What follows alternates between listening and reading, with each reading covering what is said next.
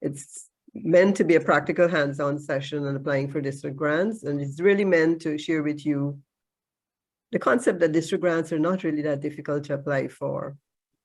Permit me to acknowledge the presence of our District Governor, Leslie Ramdani, just back from his working tour of Suriname. And from what I've been hearing, he had some exciting times in Suriname that led way into the wee hours of the morning. Wadi is smiling. So welcome back, DG. Thank you. To all the other distinguished Rotarians, DG, Brian, and DG, and Debbie, who I'm not certain if they're on the call. If they are, welcome. And all those PDGs who have joined us this evening. I am so thankful that you were able to join us, because we are looking forward to being guided by your expertise this evening. And again, too, to welcome, a special welcome to all the other district leaders on the call this evening. So before DG share his welcome remarks, I just wish to remind us all about the usual Zoom protocols. You select your channel, either English or French. As you enter the room, there's the icon at the bottom or the side of your screen, depending on what device you're using. And I could mention, I've been guided by PP Lisa. We have not seen the translators on as yet, and I trust that they'll join us at some point in time. The session, you're muted as you enter the room, because the session is being recorded, and obviously we're looking for a good quality recording. The recording will be placed on the district website and YouTube channel within 24 to 48 hours.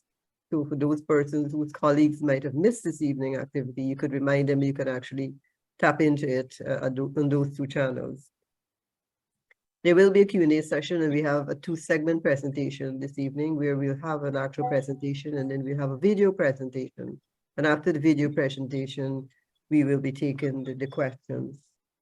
Please place your questions in the chat box in bold, uppercase, so that they can easily be identified by our persons who will be tracking it. This evening, I will be assisted by my district training team, my team lead, Virginia from Suriname, PP Virginia from Suriname, PP AB will be my co-moderator this evening as well. PP Lisa is assisting us in the timekeeping, as well as assisting Sean in the background with the technical platform this evening. My other team members here, PP Kimberly, PE Alvina, PP Viaz will also be assisting me in tracking the questions in the chat box, and I thank you in advance.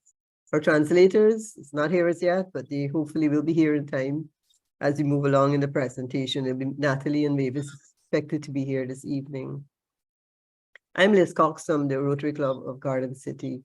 And I just like to mention that the presentation will be done or shown on the screen in English, because it is a Word document, and so it will be a scrolling presentation. That presentation has been translated to French and given to our French translators, who will be reading it in the French room to the French audience. So if you don't see it, don't be alarmed. It's not like we're leaving our French participants out, but they will be so informed in the French room. This evening, we'll be reviewing a district grant from application to reporting. And again, as I mentioned at the beginning, it is not a difficult, I look at this as a fun activity because it is very simple. And I think that, well, I hope that these 2 sessions will remove the fear factor and for persons to be encouraged to get their feet wet by starting to apply for district grants. All right. Our grants and foundation chair, you're here with us this evening, PDG Lara, who is our grants chair, and PGD Wadi, who is our foundation chair, is here also to support this presentation, to clarify, answer any technical questions. And I know PDG David also is going to assist us with answering those questions. We also have PP Lees and Rotarian Marieke, who she just sent a message. She's having some difficulty in signing on, but she will join us as well to assist us in the Q&A session of tonight's presentation. As usual, to kick off our evening, I'd like to invite our traveling DG Leslie, to share some opening remarks. DG Leslie. Right. Thank you, District Trainer Liz. Good evening, all. Good evening, and welcome Welcome to this part 2 of the training series of it's the collaborative effort between the District Training Committee and the Childhood Obesity Prevention Planning Committee. This evening, I want to say welcome also to our past district governors who are on screen, and to any of the incoming governors string, welcome. District training team, other members of the district and participants in general, welcome all to this training event. We have been, this is part 2, as I said, we've been to earlier sessions on how we can you apply for grants to further our childhood obesity programs as we build them up. So this evening, this gives us, this is the final part of the 2-part training program on how to apply for grants. As Liz says, we do have the experts here who would guide us on how to complete a grant and to submit it to the Rotary Foundation. So it's another learning experience. We are improving our skills on how we apply for grants and to ensure that we have successful grant applications. So as we continue to build our childhood obesity program, I'm very happy to see that we have participants who are interested in this process, and I do wish we certainly shall have a very eventful event full of information, so that at the end of it, we would leave here fully informed on how to apply for a grant to the foundation to support our childhood obesity programs. So thank you very much, and again, welcome all. Thank you, DG, for those kind words of welcome. At this point, I'd like to hand over to my co-moderator, AB, to take us through the program. Next segment of the program, AB. Yes, wonderful. Good evening, folks. I will observe the established protocols. This evening is intended to be a nuts and bolts sessions where you would really get the hang of putting together a district grant. As Liz said in her opening remarks, to remove the fear factor. And what a better way to do that than for someone to hold your hand and literally walk you through how you would put a district grant together. Before we get on to the main presentation, at this time, I'll ask our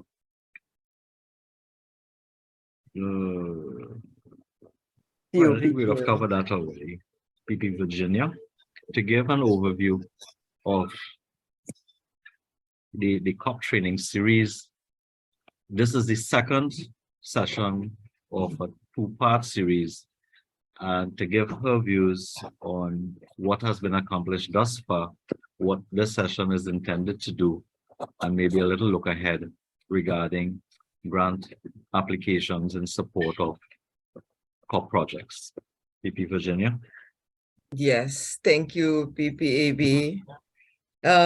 Good evening, all. You've all been welcomed already, but still, I also want to say a warm welcome to you. But most importantly, because I want to say some special thanks before we start, first and foremost to Liz and the district team, Lisa and Marieke, our instructors, PDG Lara and PDG Wadi, for the willingness to be resource persons. And I know there will be a vote of thanks later on, but I want to give advance thanks to the interpreters when they join, persons working in the background, Sean, but most of all, the participants, you all for participating, because without you, we wouldn't have this training. And of course, the thanks can come afterwards, but I felt the urge to start with a sincere thank you, because the thought was born, the thought was shared, and the thought became reality. And that is already something to be very thankful for. So I wanted to do this before I continued. After 3 years, I believe that we can safely say that we are in good shape with the Childhood Obesity Prevention Program. If first I go on the Facebook pages of most of the clubs, and you will always find something that is related to Childhood Obesity Prevention Program.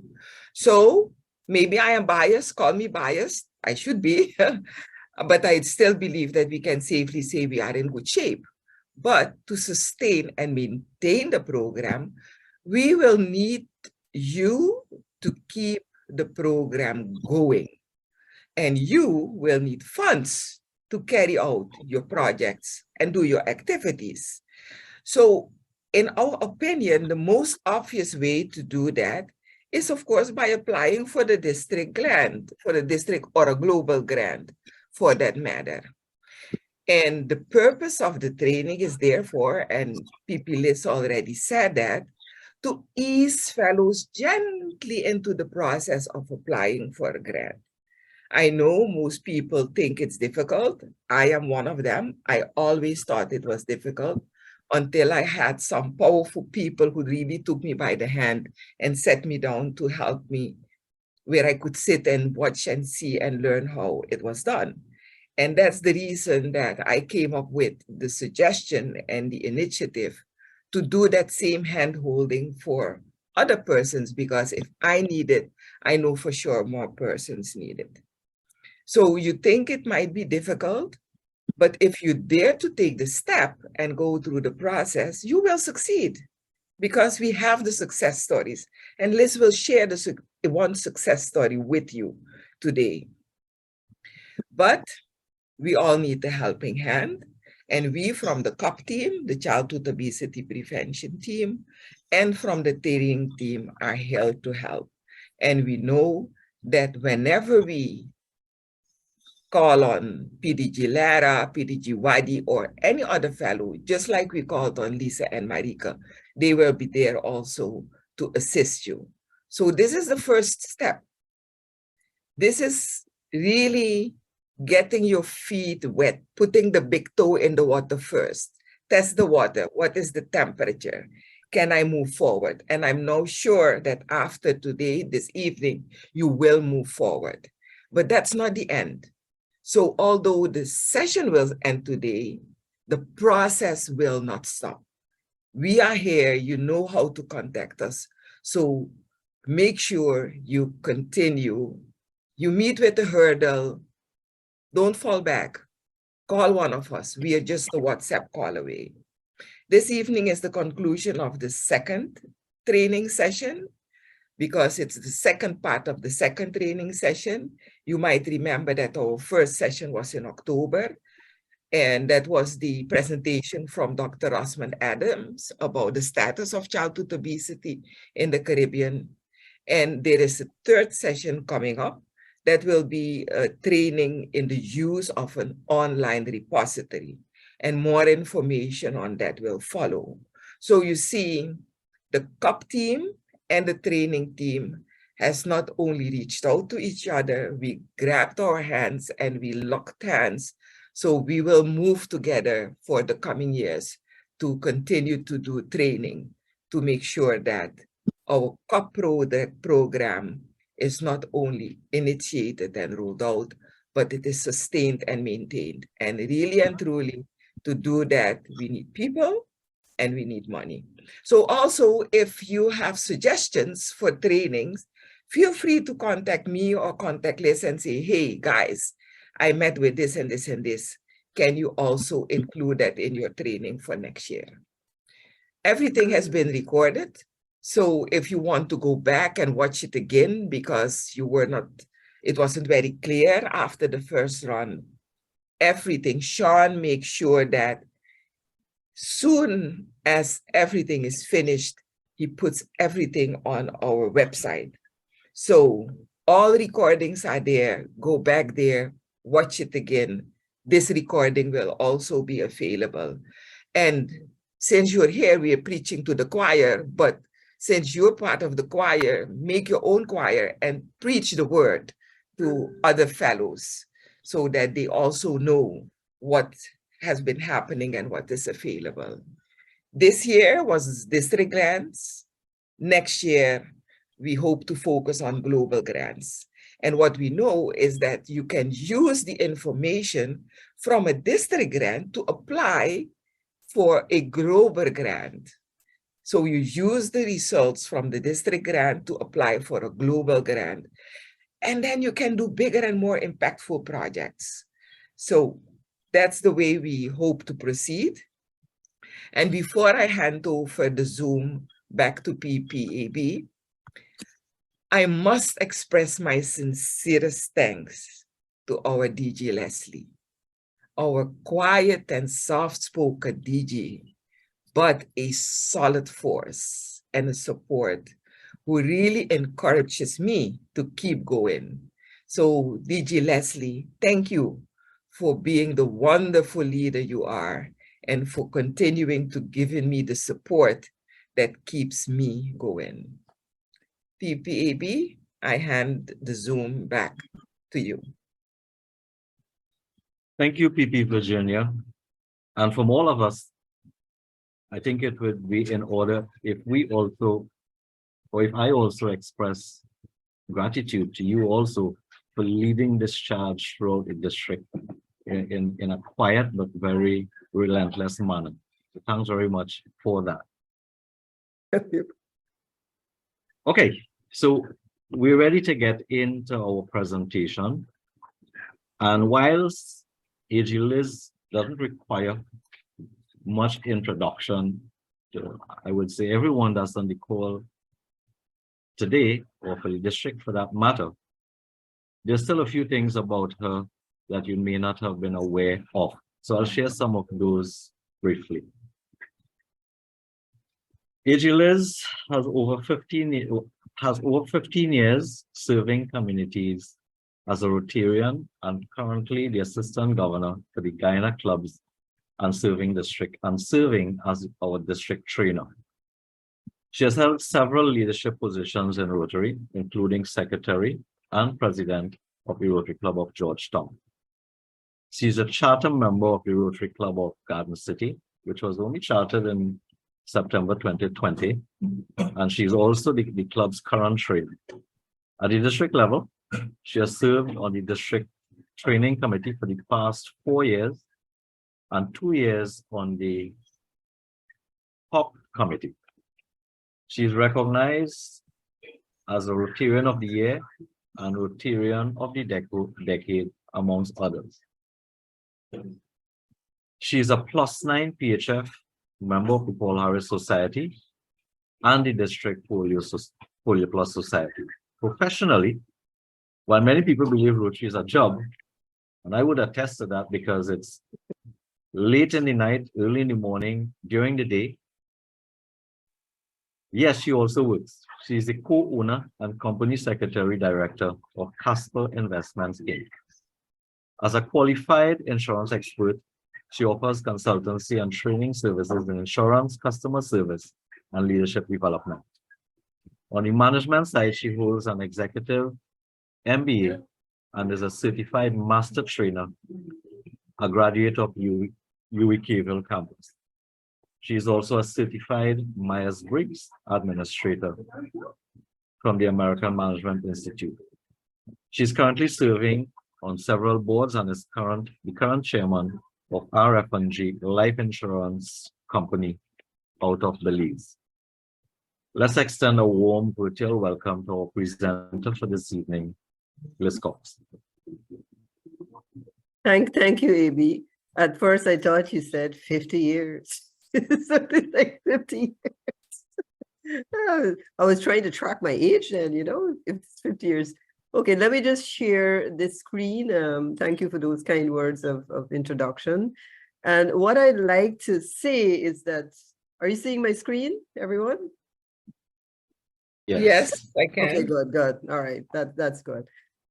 Yes, I must say that while I would love to have the French version alongside Liz, can you enlarge the document maybe to 140 or 50%? Okay, let me try. Just click on the plus. Which plus? Right where you were, but then all the way to the right. Okay. Much better. Okay. Yep. All right. Yes.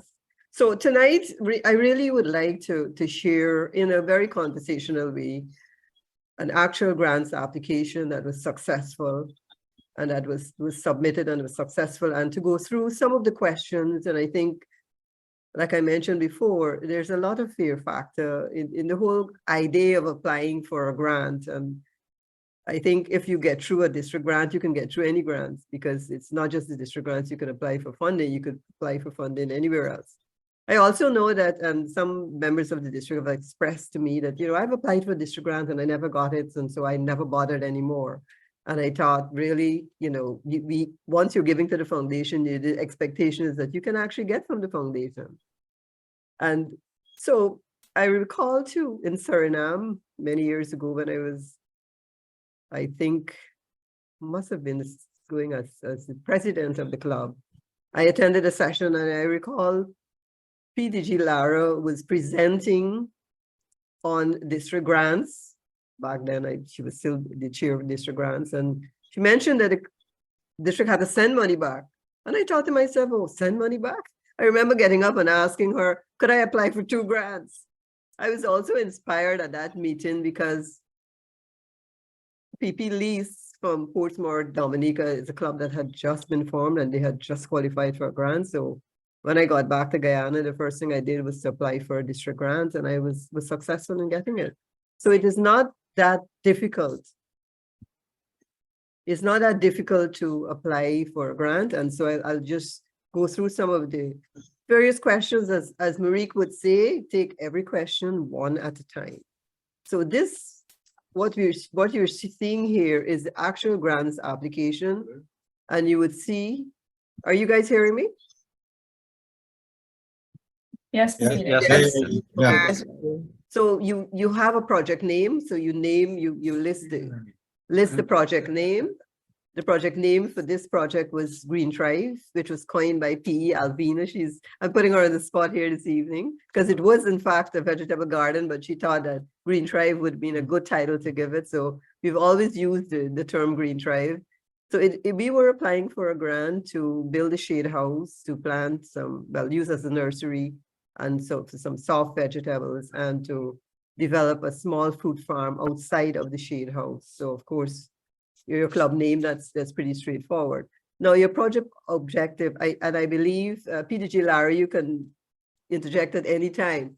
This is a very important part, because this part, I think, should be compelling enough for the persons who are reading your grant applications to actually continue reading it. All right. So we listed here what the project was all about, the intention of the project. And again, I believe I remembered PP Virginia asked me to mention at the beginning that you need to have a needs assessment. And I wouldn't want to elaborate too much on that because PP Lise and Marieke did that last week. But you can't get to a district grant unless you have the buy-in of the community you're serving, and to ensure that there's sustainability, so that if they don't buy into it, your project will not be sustainable. So that's key as well before even applying for a grant. So once you've done all of that and now you're ready to complete the application form, you try to have this compelling story. And this is what we listed here, is to establish this garden. The whole purpose of it is to reduce the food bill at this entity. And we're looking at the first year to between 5% and 7%. I can mention that perhaps that has not been achieved. It is about 2 years in now we have the garden going, but because of the scale of the garden and the fact that we have seasons where sometimes some items don't grow, and then of course a fruit farm would also have seasons. So we haven't really achieved that, but we're still working towards achieving that. We're expanding the garden as we actually go along. Liz, can I interject? Sure. Hi, good evening, everyone. Just 2 comments as you are where you are. The first, with regards to the project name, I really would encourage clubs to give it a name like you guys did with Green Thrive. We had, Busy Bees, or come up with something, because otherwise they all look the same. And when we're reviewing multiple applications, it's important for projects to stand out.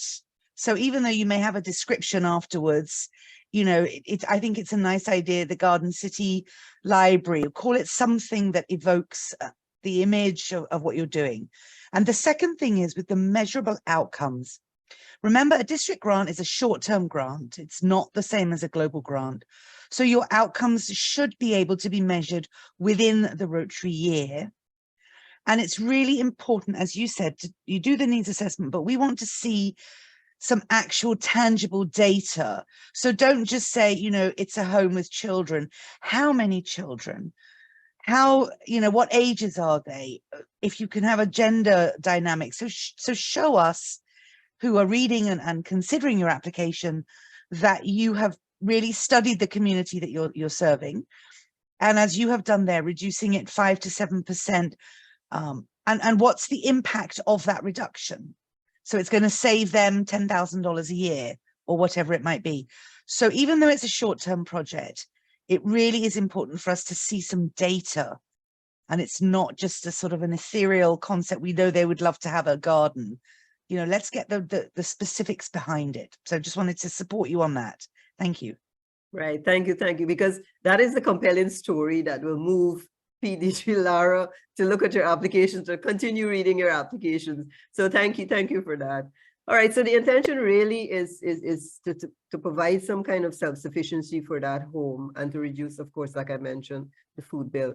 Now, the areas of focus, and I could also mention that you may have a project that can have multiple areas of focus. This particular project, while yes, it is for the home, we also hope to include the community, the surrounding community at some point in time. And of course, this project led to another project, which I mentioned at the end, where we'll be taught the persons in the kitchen how to use some of the items produced or harvested from the garden to cook healthy meals. So we looked at it as economic and community development, but at the same time, also providing healthy meals for the home. The community being served, this you have to be very specific on, and we mentioned here, it is in fact the Cheshire Homes, which is situated about 15 miles out of Georgetown, and we're we have as residents disabled children and adults as well, and I think the last count it was about 29 of them, ages between 9 and 59, and they are really not, we don't only have a few of them who actually assist in the garden, because a lot of times it was asked of us, but how you're doing that, how is this going to be sustainable? And I'll mention as you go along how it is sustained, and it is in fact sustainable. But we do have some help from some of the residents in the garden. What we did at the beginning in February of 2021, we had a soft launch. And what we had, we encouraged all the residents to plant. We had a shoe plant. We call it a shoe planting exercise, where all of the residents planted, each one of them planted a tree. And those trees were allowed to mature in time for us to place in the shade house and in the fruit farm when we started doing, you know, the planting. Actual planting started in May, early May, because we had to catch the rainy season as well. So they participated. They felt part of it because they saw the plants in the shoes and they had to keep watering those plants as well. And they were shown because they are brought outside periodically. So they saw those plants maturing and growing and placed into the shade house as well. Virginia, you had a question? You wanted to say something? Yes, Liz, a question. From the moment the idea was born to where you are now, what was the time frame between coming with the idea, starting with the process and whatnot? So for me to get an idea of what time frame we're talking. All right, I do have a Gantt chart that I'll share, but I can mention, okay. Right, yes. Then I'm too quick. I'll wait. We do have an activities chart. Yes, of course we were guided. We were guided by an activities chart. But the thing is, when our club was chartered, it was started on the 17th of September, but prior to the charter date, we had already started to determine what we wanted to do as our first project. And this is where the idea was planted in, must have been July of that year of 2021. And that we started to think about it. And then we did have someone who worked with the Ministry of Health, who is a member of our club, And she was the one who said this, we can start at the home. And we thought, yeah, this is important because many times this very home, they get a lot of help in terms of items of clothing and all sorts of food items, but no one ever felt that they can use the half acre at the back to actually prepare something so that they can actually gain from that. So we were happy that we were able to do that. All right, so the beneficiaries of the home, you really state exactly how many persons are in as residents. Again, this is part of your compelling story. And we list at that time, they had 28 residents between the ages of 9 and 57. And of course, we could see that in terms of beneficiaries, it's not just the residents, it's the staff. They have a staff, must have been probably about 24 persons because they work on shift. They work on shifts and they do have to be there 24/7. So it's a large number of staff members. And we felt that in addition to supplying the kitchen, any excess could be given to the staff members as well. So that included and, you know, extended the number of beneficiaries. And of course, the surrounding community got to buy, and they buy especially the herbs. They buy the herbs from the home itself. So that money is used as kind of a cost recovery. They can buy more seeds and more plants and more seedlings with the monies that garnered from the sale of some of the items.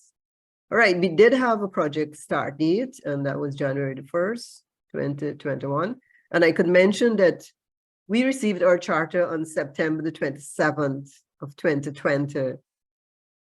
And we were able to submit that application on the 28th of September 2020.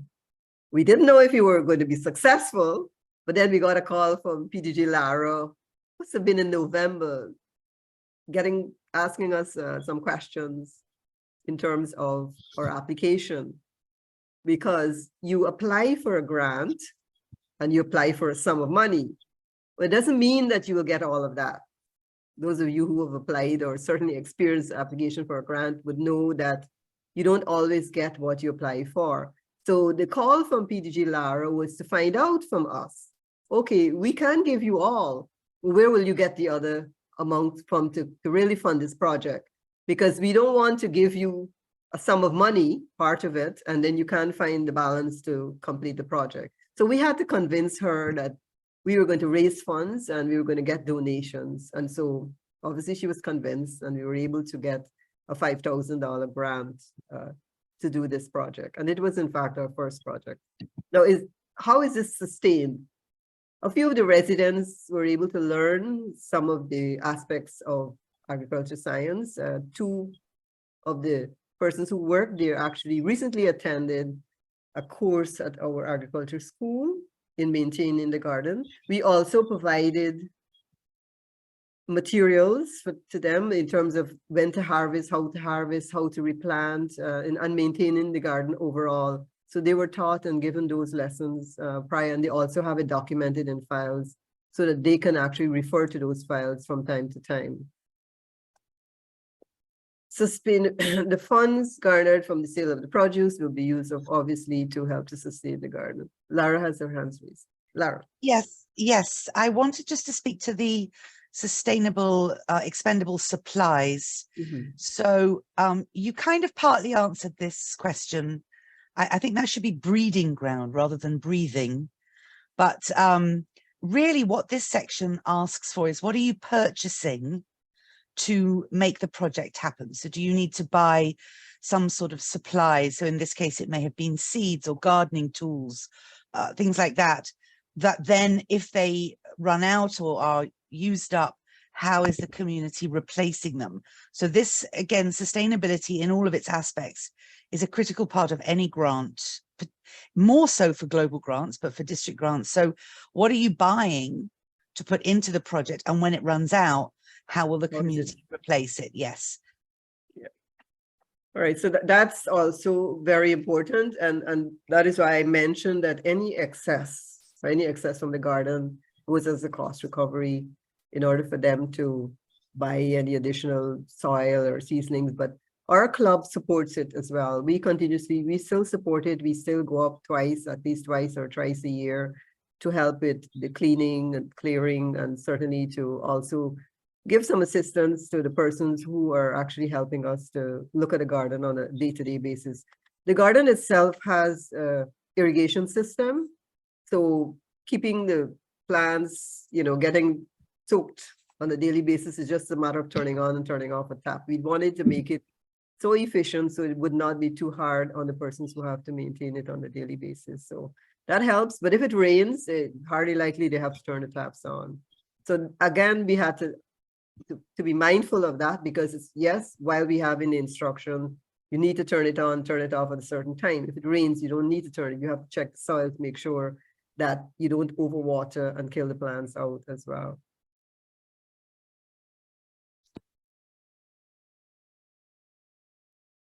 So yes, we did have partner organizations. The Ministry of Agriculture also provided assistance. They came in and they tested the soil to ensure that what we can plant will grow. We recognized at that time, even though they said that it is not dead soil, we used raised beds outside of the shade house. And so we carted in soil for that. So the Ministry of Health also, who manages the Cheshire Home, also supported the whole concept of it. They helped us as well. And NARI, which is our research institute, again, provided advice and guidance on the plants that we should place in the shade house, and the watering of the various plants as well. The Carnegie School of Home Economics teacher was the one who we used to use the repurposed funds to help us to do the training in the kitchen for the kitchen staff. So we see them as a partner, because I think that it was important that the kitchen team be able to use the items from the garden to create healthy meals for the residents. So we did have some cooking classes, and they're asking for more cooking classes. All right, so in terms of Rotarians' involvement, and I know, and I think this is a pet peeve for a lot of persons, because while I think a lot of Rotarians can write a check, I think giving hands-on is also very exciting. And I think that I could say that we did have great support from our Rotarians. Everybody was really excited about the whole thought of going up on a Sunday morning to assist with cleaning and clearing and planting and doing all those things. And so it was a fellowship as well, before and after. So we had about 24 out of our 33 members who consistently assisted us in setting up the garden, and still supports the whole concept of the garden. Rotarians were able to provide, of course, yes, I mentioned that. And you'll see some pictures where we have a team up there, and we do have Green Tribe. We brand everything. We have branded shirts, we have branded aprons with Green Tribe on them, and of course the Rotary brand. We did have one Rotaractor who at that time was a dual member, and she was the only person, as we would say, as a Rotaractor involved in the project. And this is how we set out the budget, as was stated in the first application. We indicated what was the labor cost, what the materials cost, the equipment, the water irrigation system, which give us a total of $18,460. And I mentioned that we were able to secure a grant for $5,000 US.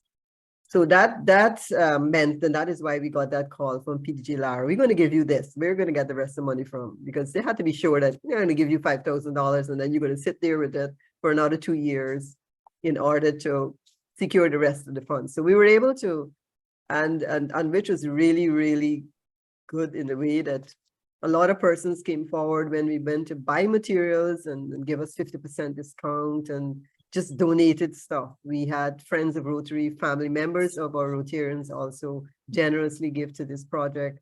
So much so that we had funds left back, and this is where we wrote to PG Lara to ask her, could we repurpose the funds? And PG Lara, you'll talk a bit about the repurposing of the funds, because I think it's important that persons know that if there are funds left back, that you can actually use it for the same project, and what to do and how you go about getting permission from the district to utilize and repurpose the funds that we have. So PG Larry, want to say something at this point?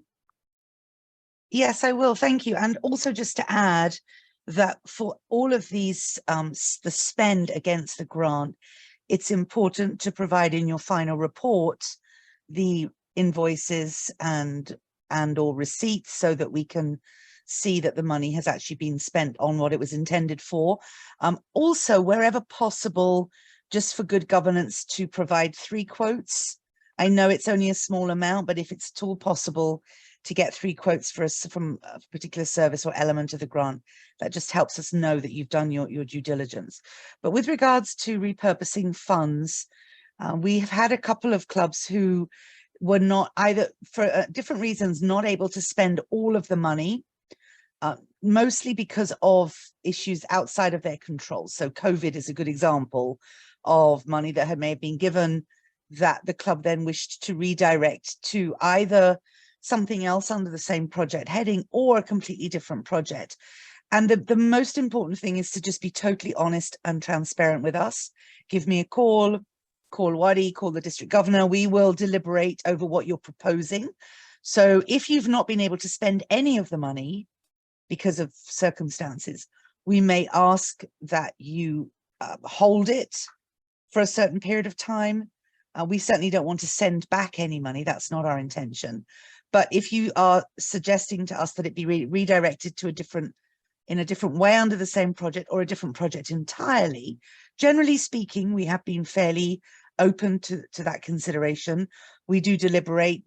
Myself, the foundation chair, and the district governor will consider the request. And to my recollection, we have not denied any club the opportunity. It's just for you to be able to explain it clearly why this has happened. You needed 5,000, you only actually spent 4, but this extra $1,000, we'd like to put it into an extension of the project or some other area. Generally speaking, we're nice people. We don't say no very often. So it's just about having those conversations and being very open with us about why and what you want to do with the money. You're right. Thank you for that.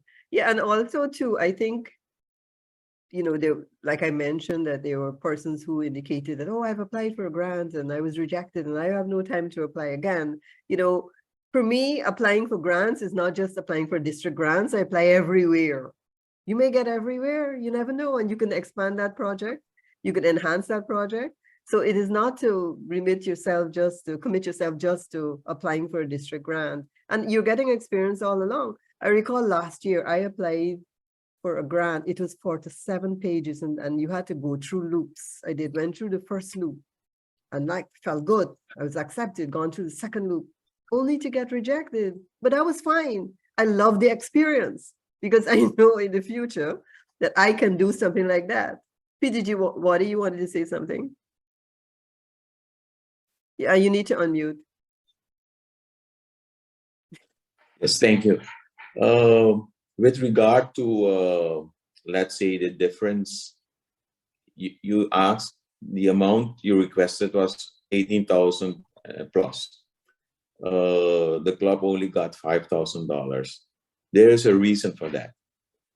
The reason is that the district has, let's say, year in, year out, at least for the last 4 or 5 years, we have only between 40 and 50,000 to spend on district grants. And why? Because in the end, we are not contributing that much to the foundation, because as we know, it's 50% of what we donate to the annual fund is coming back to us after 3 years. And of that amount, only 50% can be spent on district grants.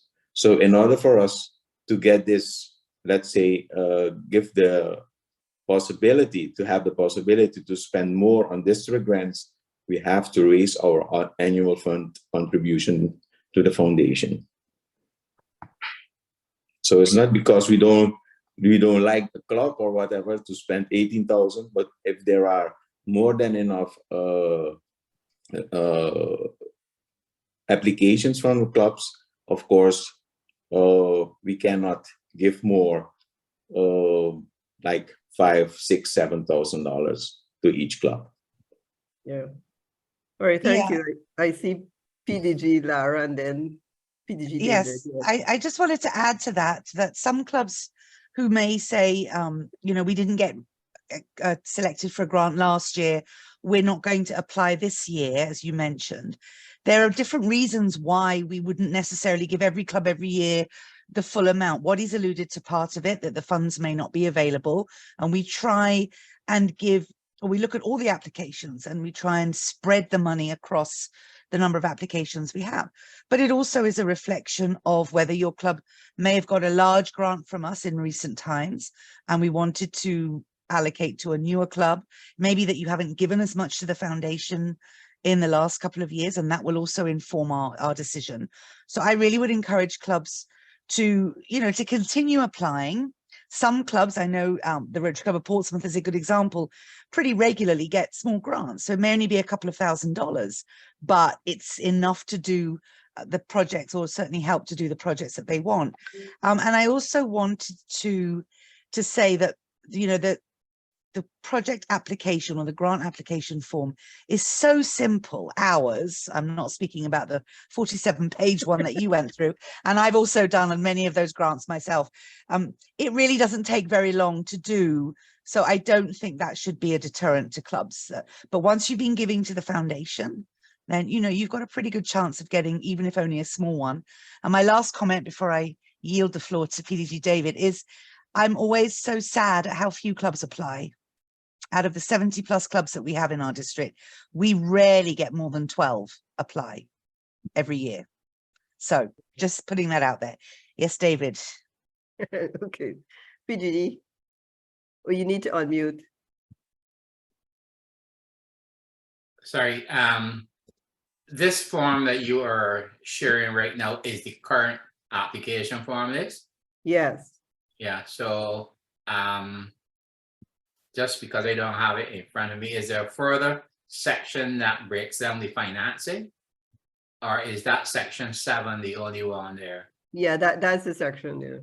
Okay, so if we stick a pin there for a minute, I think maybe Lara and all of us, we need to look at this and amend this where the amount of grant requests there is a bit misleading, in that the Lizards of this world would love to get the 18,000 up front, but I think it should have a section where her club's fundraising and so on is listed first, and then the amount of the grant request would be the difference, because Waddy made the point very well.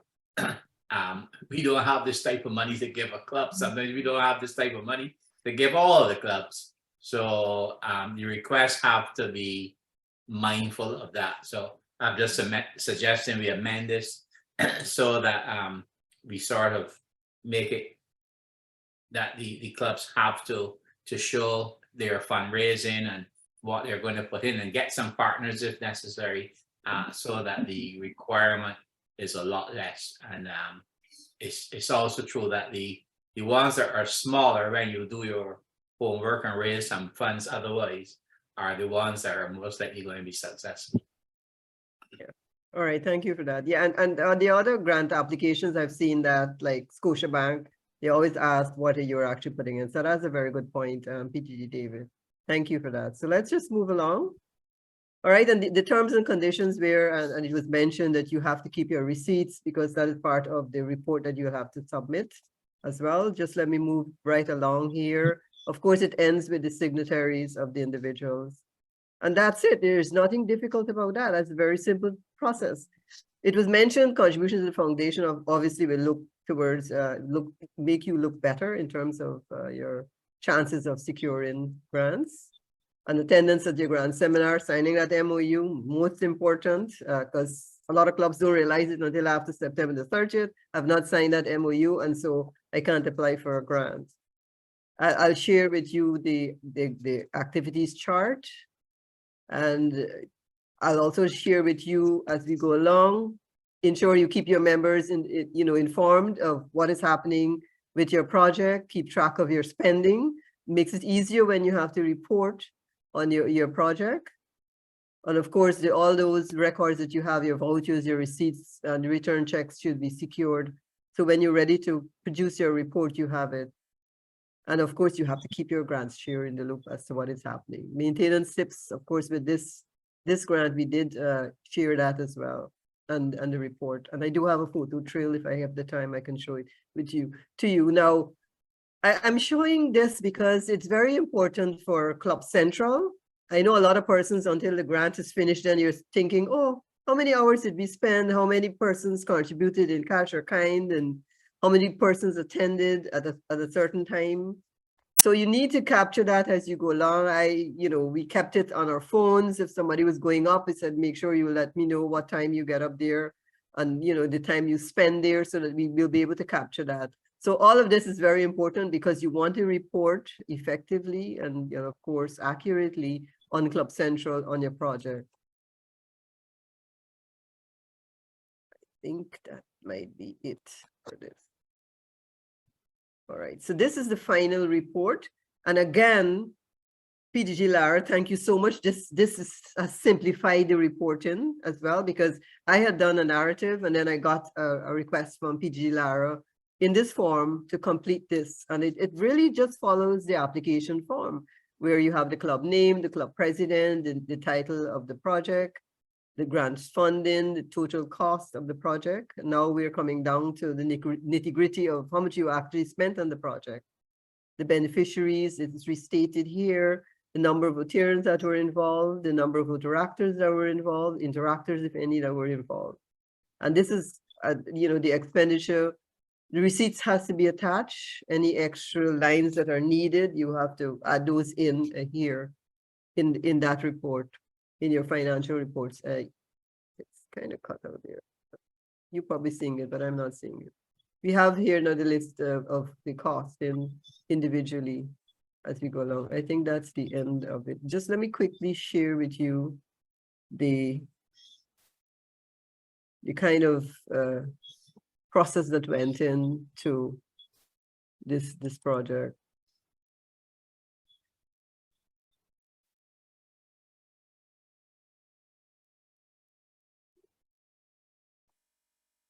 All right, so one of our Rotarians is the engineer.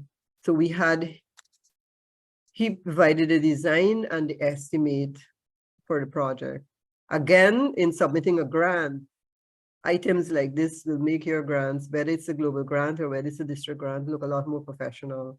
So we had him and he did the design, and this was the design, and this was the cost of the whole project.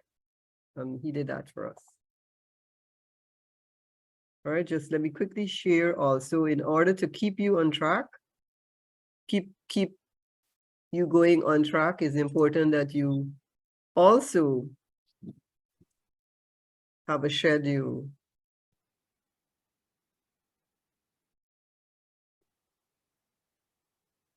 So we did a Gantt chart. Again, it was done by our engineer, and all of this was submitted as part of the grant application. So we had it by day, and this was so good for us because we were able to achieve our deadline. We were spot on in coming to our deadline. So having an activity list is very important. It keeps you on track all the time. And so when you're reporting to your members, you would also be able to tell them at a certain point in time where you're at, because this again would be shared with your membership, your board, as well as your membership. And so quickly, let me just share some photos.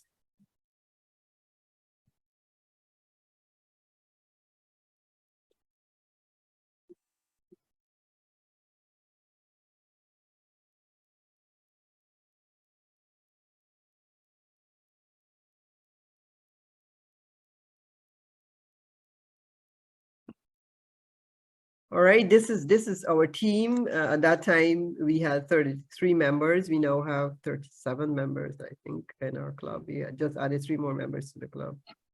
All right, so that's our team. This was actually the first time we met, because we were chartered as a virtually everything was done virtually, training and everything, informational sessions. And this was the first time we met in November of 2021. This is the home. This is the front of the home. And that's our signage. We do have a signage up Green Drive, and of course the Rotary branding is here. And this is where we started. Was the piece of land. It's about a half an acre of land at the back of the building. It was just all bush. So it was a great opportunity. And so this is how we transformed it. So this must have been like the third or fourth clearing, because in addition to inside, we also had to clear outside. And this is just a progression of how we did the work, the team members. And you see, we have our Green Drive t-shirts as well. And this last one was when we did the planting. This is the finished shade house. And this is where we had done the planting, and we were just taking some photos. And this is inside of the shade house when we were placing the seedlings in the plants. This was on our opening day. So you see, we have some raised beds outside, and this is the shade house that had the more sensitive things like the cabbages, and they had the herbs, celery, parsley, seasoning, and of course, lettuce. And this is some of the harvest. This is some of the herbs that we harvested from the shade house. All right, so I think I've gone over my time, but that's. Well, I just want to say as well, we do not support the growing of marijuana.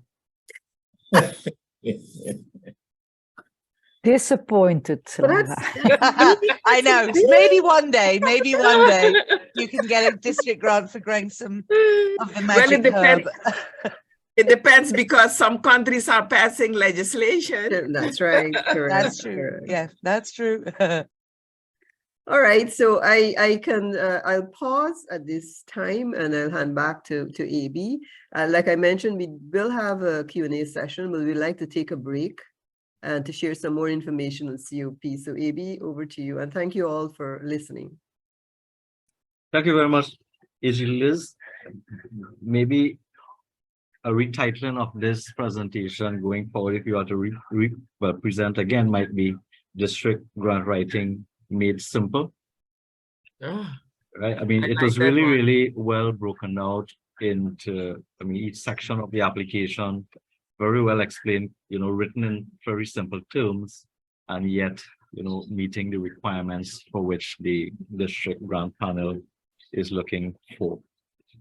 Yes, so we have a segment now, as Liz indicated, where, I mean, and folks, what we have present tonight is, I would say, the most resourceful, or the most resourceful bunch of persons in the district that will speak to district grants. So I would encourage you, whatever questions you have, whether you have submitted grants application before, or whether you're thinking, or whether you have never even thought about putting a grant application together. Now is the time, or this is the forum to get answers. Whatever, you would have been unclear. I have some questions I would ask. Whatever you're unclear of or you're uncertain about, now is the time to do that. So please put your questions in the chat box, whilst we have a video presentation list that's going to come up so that we can gather the questions and we can run those right after.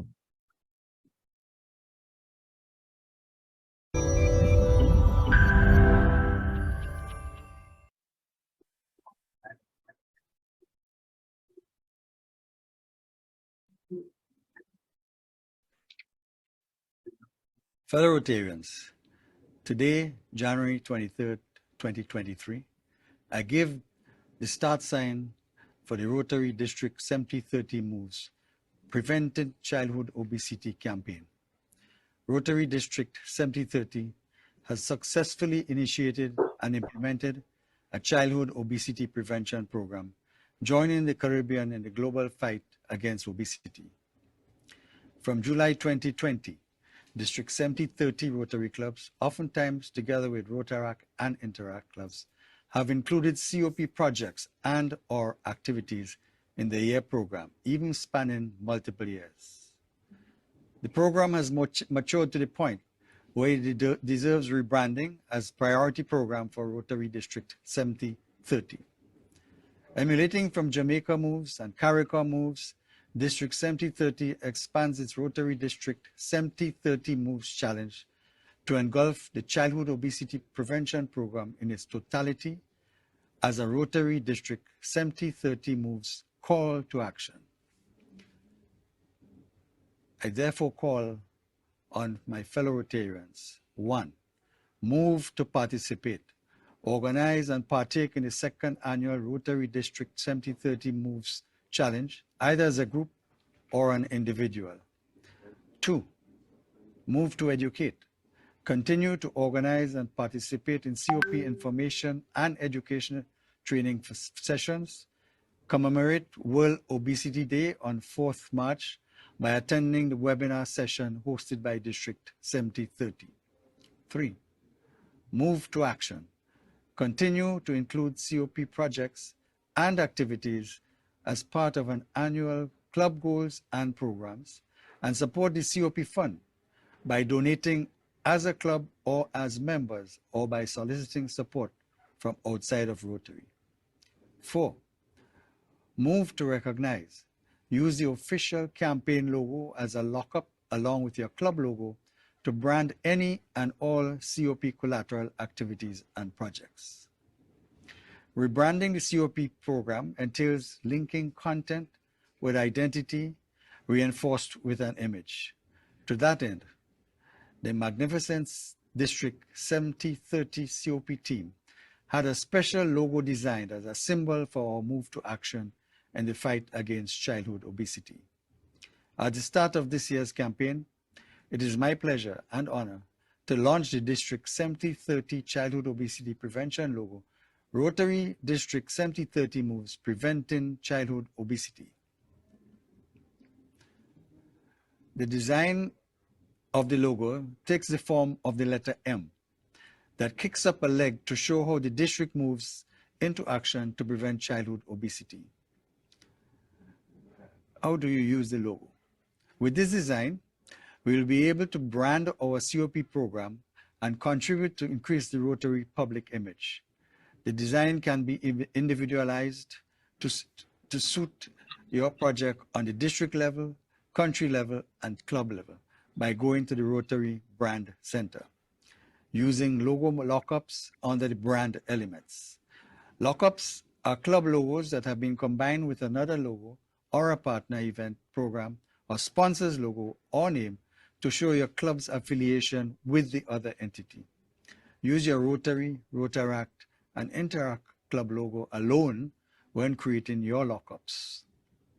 With the launch of the logo, I urge all clubs to continue to focus the actions on increasing awareness in the community about the obesity epidemic and the related childhood obesity, intensifying advocacy efforts of COP legislation and policies to tackle the obesogenic environment, encourage healthy behavior, and discourage actions that are detrimental to the health of our Caribbean children. Expanding COP interventions by expanding the networks through network linkages or existing partnerships, fostering new partnerships, and pooling and channeling of resources. When I took over the baton, I promised to take you higher. So come on, let's move. Thank you.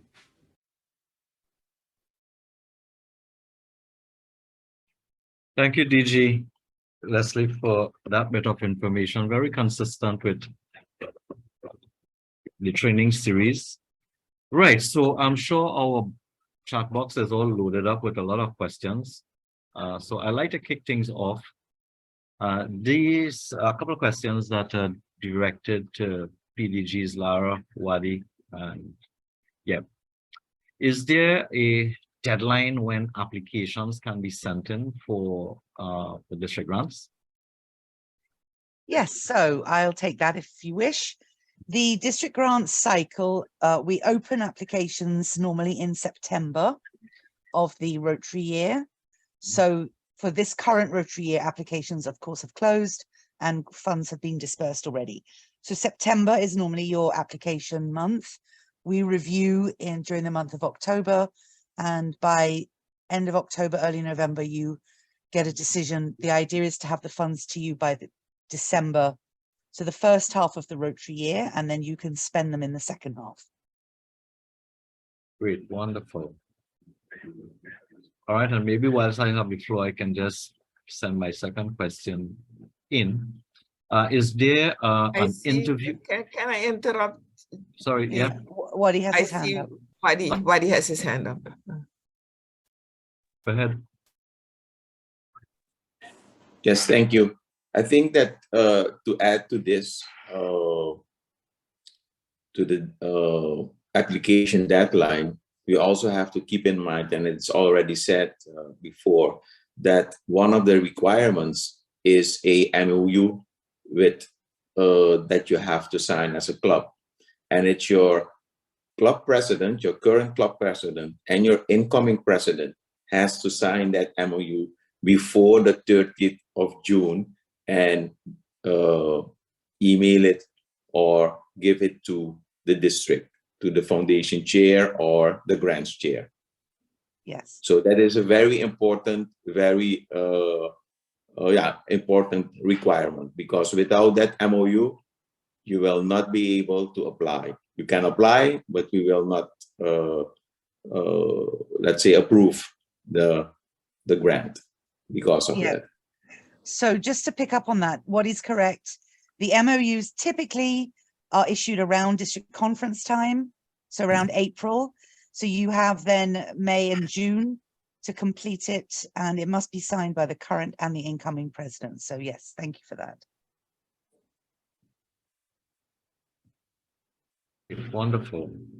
My second question here is the application always accompanied by an interview by the grant panel for clarifications? Is there a one-off event right after or during the evaluation period? No, there is not always an interview. Typically, we would reach out to the club if we had questions or concerns about the project or something that wasn't clear to us. But typically the form is sent in. We will then evaluate the MOU. We look at the foundation giving, whether the club has been given a grant in the past. But it really does depend on how thorough the application is. If it's well done, typically we don't need to have an interview. Great. P. Alvina or P. Vias, do we have questions in the box? There's one from Rotarian Dina. Yes. Oh, yes. So we have a question from Rotarian Dina. Projects being submitted to the project fair at district conference, do these qualify for grants? I think Leslie might have to answer that one. I'm not. No, the projects submitted at the project fair are specifically to attract support from the Rotarians who are visiting from the US. That's their prime purpose for attending the conference, to look at projects that are presented and possibly offer support. So it's different from district grant applications. Well, perhaps I'm not certain if, perhaps maybe she's asking whether you can apply for a district grant while that application is being considered. Well, I would say if the project continues into the next Rotary year, so if you've signed your MOU and then come September of this year, August, September, you still are looking for funds for the project, absolutely, you could submit it for a district grant. So yes, it could certainly roll into the next district grant cycle. You wouldn't be able to say whether it would qualify because, you know, it always have to be submitted and reviewed. Yeah, absolutely. Yes. You'd have to meet, and we're very clear. I mean, anybody who wants to have a look at the documents from this year, just as a guide, we will update them before we issue them for 23-24. But it's not going to change very much. We could certainly send those to you to see what the requirements are, the MOU and some of the other things that we look at as a baseline for you to be eligible to apply. And then, of course, we encourage you to submit the application once you meet the eligibility criteria. Well, I'm glad you mentioned that in terms of, because a lot of times we get caught up in planning our year.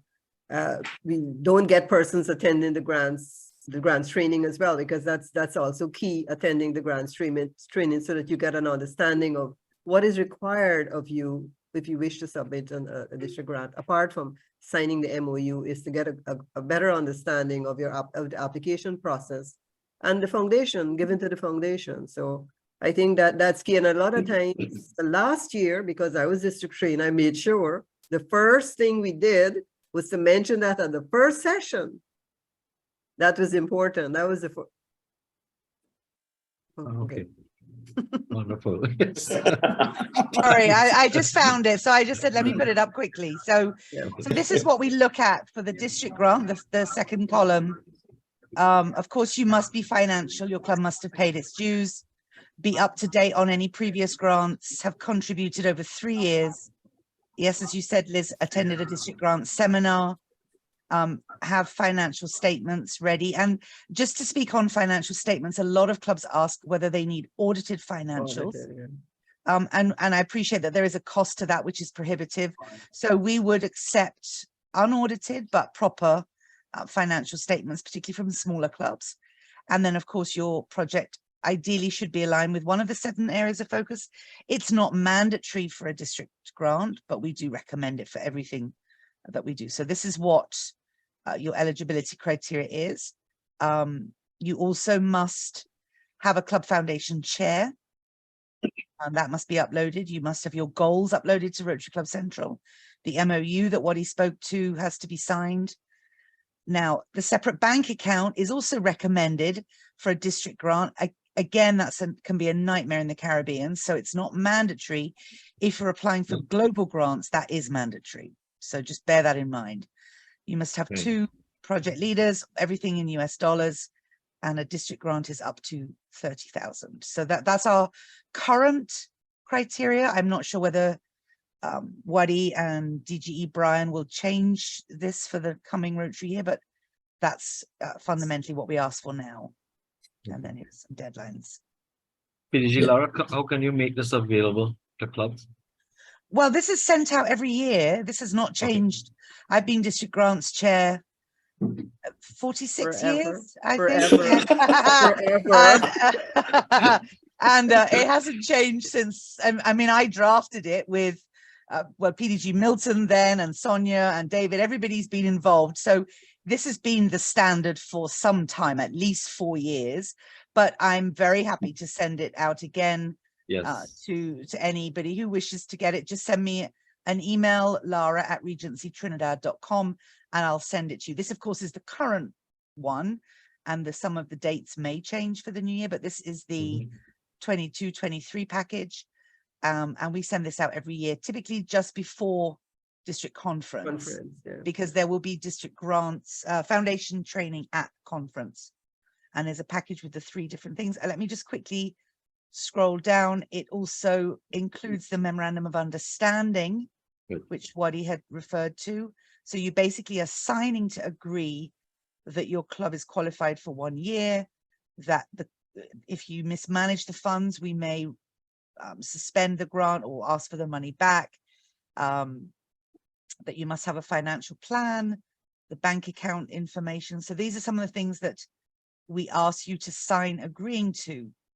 So then this is what the MOU looks like. And we would then get an MOU from the club.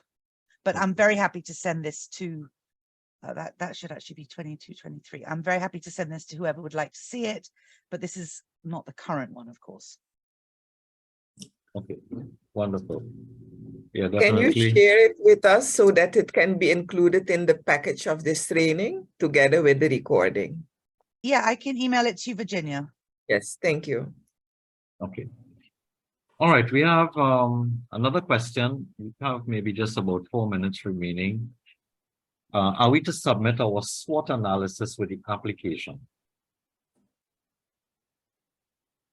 Suppose PDG is directed to you. The SWOT of what? I mean, I was wondering what? the same.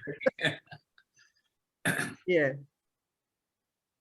I'm not Most sure. of the time, suppose you make a SWOT for an organization or something like that, but for a project?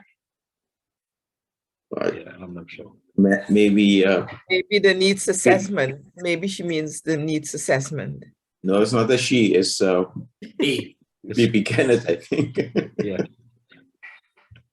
No, I mean, from my understanding, we're not doing a strategic plan, and we're not doing, as No. you Yeah. mentioned. It is really to have a compelling story, certainly to justify why you're doing this project, who's going to benefit from this project, how is it going to be managed, how is it going to be maintained, keeping your records intact, and keeping That's your pretty club and acceptable, members that thing, engaged yeah. as well.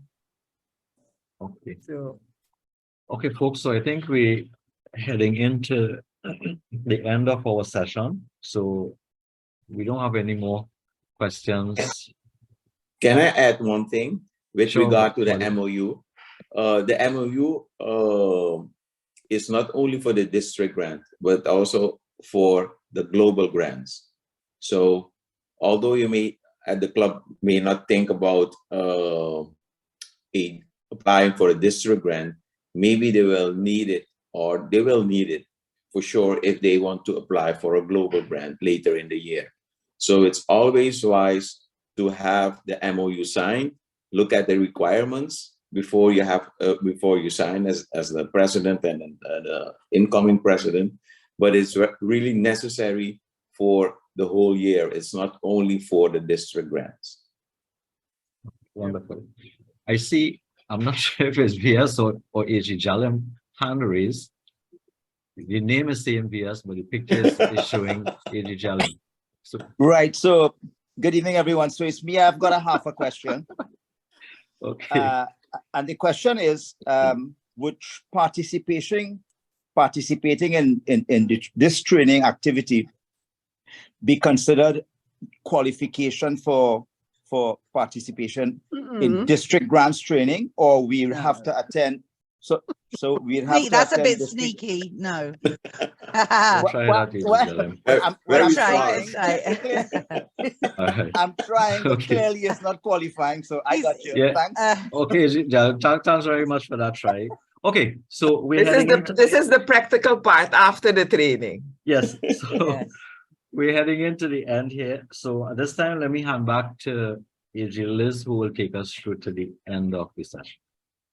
thank you, AB. Thank you for so expertly taking us through that session. And before I ask PP Virginia to probably share some more information in terms of COP and the activities for the next couple of months, I could mention that even though our club was chartered, and I'm sure persons might be thinking, you were chartered on the 17th of September and you got 2021 and you were able to get a grant the very year. Of course, we followed in the footsteps of PP Lee's. All right, but one of the things that I think was attractive to our club is that we had many persons who were already Paul Harris fellows. And we also had 2 members that were members of the Paul Harris Society. So I think that give us some amount of right, PG Lara, that did add some amount to it, to your decision, I'm sure. All Well, right. I think, Edward. yeah, David, I just want to say I actually have a problem with that type of setup, because I don't think we should encourage that.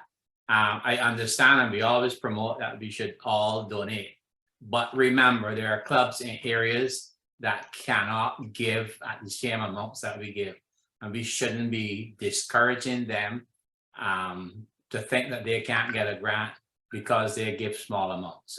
We got to be really, really careful. yeah, we don't do that, David. And that type of but that type of promotion does exactly We're not a that, promoter. and that's why No. people do not put in for the grants. No, I just to be clear, you have to give something, but it Right, could be but- it could be $10. But Lara, I'm saying if we continue to promote the fact that we are Paul Harris this and Paul Harris that and everything, smaller clubs who cannot afford it do not apply. That is a fact. Okay, so then we just gotta to, be careful. We don't push them out. Certainly, so we encourage them to give, yeah, but we don't push them out by some of us being better than others. We gotta be real careful with that. when Yeah. we're doing for grants. And Very and good. we do, yeah, we do look at the size of the club.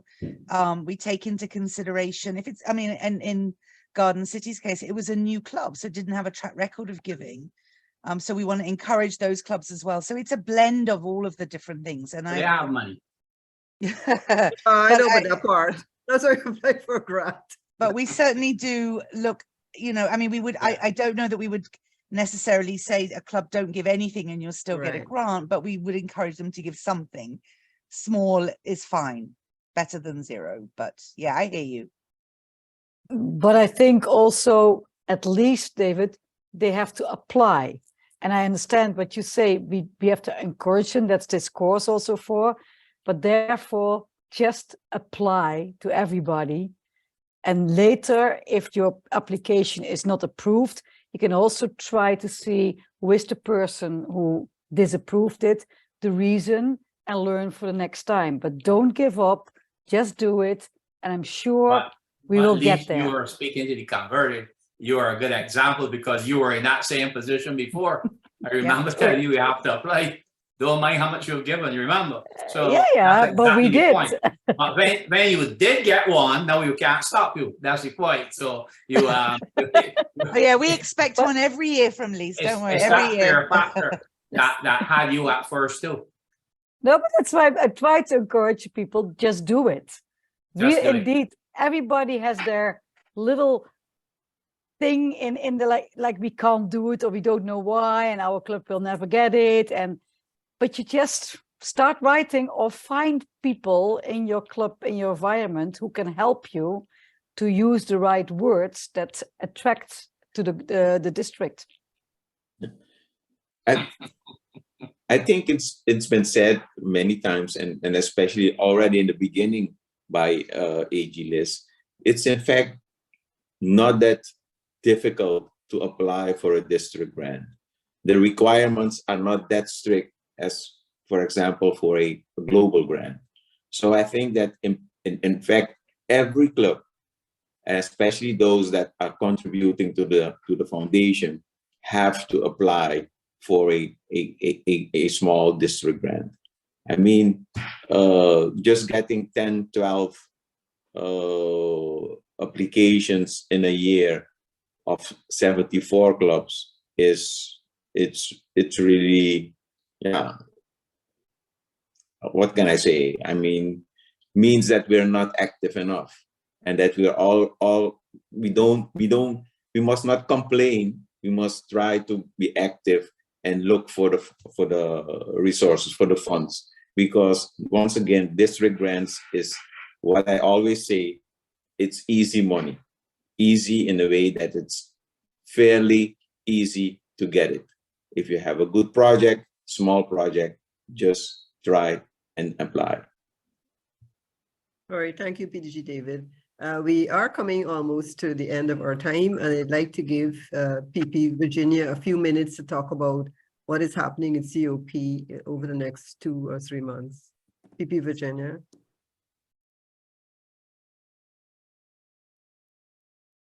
Thank you, Liz. A few things are still, you've already received some communication about our MOVES campaign. You've also heard District Governor Leslie. When we launched the logo, we have our own Childhood Obesity Prevention logo. And I really would want to encourage everybody to use it, because remember, that is our public image. Use it in the ways that we have shared instructions with you. You can use it with your club, you can use it with your country. Let's start branding. You know, Rotary is all about public image. Let's start making sure that we also show our images. That will say a lot about our programs. So we launched the logo, please use it. But the launch of the logo was also the kickoff of our Rotary District 7030 MOVES campaign. And we are calling on everybody, spread the word, not only Rotarians. So friends, families, move at least 30 minutes for the coming years, for the coming few weeks, till the 4th of March. but record it, report on it, put it on Facebook, tag us in your Facebook post, use the hashtags so that we can follow. But let's make an impact on District 7030 moves preventing childhood obesity. So that's also one of our activities, and I really call on everybody. Let's really overflow our Facebook with activities. Show the world what we are doing to not only talk the talk, as our district governor said, but also walk the walk. What you can also expect, and you will receive by next week some promo information about that within our Moves campaign. So the Moves campaign that speaks about really moving the physical activity, promoting physical activity. We will also have our second annual lunch webinar. Remember last year we introduced where the district governor speaks to politicians and to policymakers, governmental and non-governmental. So this year on the 4th of March, again, we will have our second annual. And again, we have some excellent guests that are going to virtually join DG Leslie for lunch, sharing a healthy meal, talking about their meal, but also talking about policy.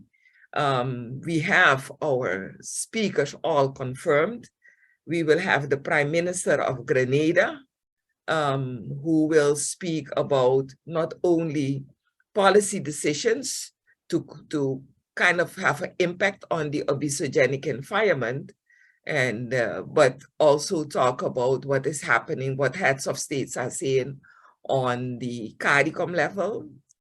Another guest, he's our special guest, of course. We have more guests. One is also Dr. Anselm Hannes. He is the program manager for non-communicable diseases and mental health for the WHO PAHO, the World Health Organization / Pan American Health Organization. Another guest is Professor Dan Ramdat, who is a very passionate scientist.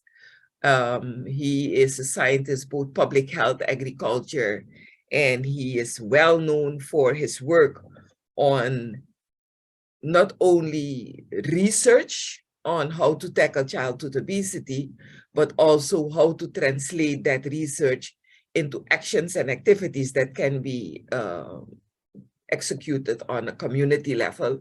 So Professor Dan Ramdat is also one of our guests. And we have a guest also from the World Obesity Federation, who will not be able to be at the lunch because of time difference, but she will be there with a video message. And of course, our host is our very own District Governor, Leslie. So that's upcoming. So I really am looking forward to seeing all of you on the 4th of March. And it's a lunch meeting, so it starts at noon. So start putting it in your agenda, block the time. The flyer will be up soon. We also have a project that we want to present at the district fair, so we will see us there with the project. I don't have the time to go into details about the project, but the project is a project that we would want to do, the district governors want to do on a district level. So not on a club level, but this time we're looking at a project that can be funded and can be done on the district level, where the district governor has the opportunity to work with countries so that no one is left behind, equal opportunities for everyone. Again, you will just visit the fair and you will hear and see more about that. A few other things are still pending, but also pending preparation. And that is based on the project that we're going to present at the district fair. We are going to try to do a pilot on the project first. And I'm working with the assistant governors from Trinidad. So kudos to them that they bought into it. I approached them. So we are now talking about how to do that and have it as a pilot. So those are the things upcoming. When I gave some opening remarks, I already mentioned the repository. That is more Sean, his area, where we want to have one space on our webpage where you can go and you can find all information that is necessary, material, presentations, but also copies of successfully submitted grant applications. So like a resource, a source for all Rotarians to be able to go. Sean is setting it up because it will have chambers and categories, and he will make it easy for you to search through what you would need to be able to replicate. You know, in science, the more you replicate something that has been done successfully, the more robust the impact and the results of that project. So let's go. We don't have to reinvent the wheel all the time. We can repeat what others are doing. Liz gave an excellent example of a wonderful project. Why not repeat it in other countries? So those are the things upcoming for this year.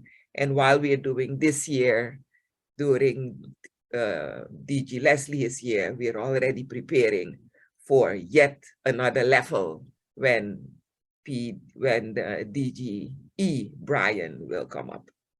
That's it. If there are questions, of course, I can always answer.